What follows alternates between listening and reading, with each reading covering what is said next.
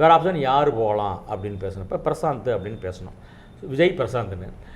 அப்போ பிரசாந்தை போய் கேட்கும்போது பிரசாந்த் சொல்லிட்டாப்புல, இல்லை சார் நான் ஜீன்ஸ் படத்துக்காக கமிட்மெண்ட்டில் இருக்கேன், அக்ரிமெண்ட் என்னென்னா டூயல் ரோல் பண்ணுறேன், ஸோ இந்த படம் முடிகிற வரைக்கும் வேறு படங்கள் பண்ணக்கூடாது அப்படின்னு சங்கர் சார் கமிட் பண்ணியிருக்காரு அப்படின்ட்டாப்புல. சரி, அடுத்த ஆப்ஷன் பிரபுதேவா அப்படின்னு யோசித்தோம்.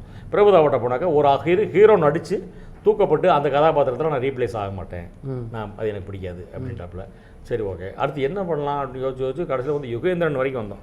மலேசியா வாசிதான் பையன் யுகேந்திரன் வரைக்கும். அவன் அந்த டைமில் அப்படி இப்படின்னு எதை சொல்லியிருந்தாப்புல. விஜய் அதை ஒத்துக்கல, யுகேந்திரனை கரெக்டாக தான். அப்புறம் என்ன பண்ணலாம்னு யோசிக்கும் போது வசந்த் சார் திடீர்னு வந்து ஆஃபீஸில் சொன்னார், சரவணன் நல்லா இருப்பான், சிவகுமார் சார் வேணான்றாருப்பா அப்படின்னாரு. யார் சார் சரவணன், யார் சிவகுமார் சார் அப்படின்னா, சிவகுமார் சார் நடிகர் சிவகுமார் பையனப்பா சரவணன் அப்படின்னா. சிவகுமார் சாருக்கு 2 ஆம்பளை பிள்ளை ஒரு பொம்பளை பிள்ளைங்கிறது லேசாக தெரியும், அவ்வளோதான் தெரியும் நமக்கு.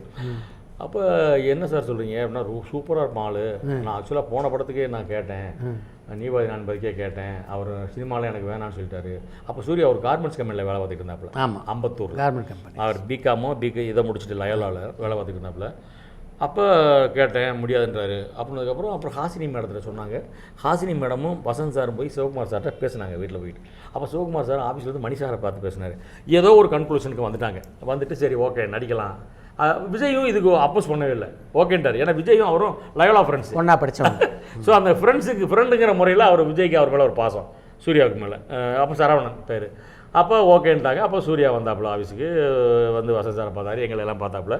அப்போ சரவணங்கிற பேரை மாற்றணும் அப்படின்னு சொல்லிட்டு பேசினார். வசந்த் சார் பேரை மாற்றுவார் எல்லாரையும், முதல்ல தேவான்னு வைக்கலாமா அப்படின்னாரு. அப்புறமா ஏதோ யோசிச்சுட்டு சூர்யா அப்படின்னு ஃபிக்ஸ் ஆச்சு. அது ரொம்ப பிடிச்சி போச்சு. சாரி, ஆக்சுவலாக மணிரத்னம் சார் சொன்னாரா வசந்த் சார் சொன்னாரா தெரியல, அந்த சூர்யாங்கிற பேர் நாயகனில் அந்த பேர் ஃபேமஸ் இல்லை. ஆமாம், அது தளபதியில் சூர்யா, அதனால் சூர்யா அப்படின்னு ஆச்சு.